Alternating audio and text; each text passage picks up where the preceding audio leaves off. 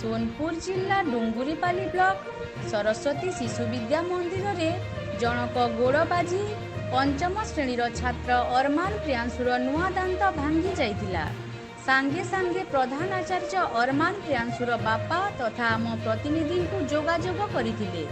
आम प्रतिनिधि संगे संगे रक्ताक्त अवस्था अरमान को अपराह्न 3:30 पाखापाखि सुखारे थिबा सरकारी चिकित्सालय को देखैबाकू जाइथिले।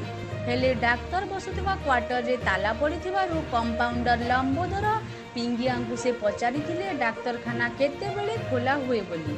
हेले अर्धनग्न निशाखोर कंपाउंडर आम प्रतिनिधि को संवाददाता जानी मध्य भूली जाइथिले मानविकता एवं दुर्व्यवहार करथिले आम प्रतिनिधि को। आम प्रतिनिधि कंपाउंडर कर एही परी व्यवहार देखि वीडियो शूट करथिले। यह देखि कंपाउंडर जनक वीडियो शूट कले कौन करिबो बोली धमक देथिले। जदि जने संवाददाता को ए भली व्यवहार एबे साधारण जनता को से कि भली व्यवहार करुथिबे। ब्यूरो रिपोर्ट प्रतिज्ञा लाइव।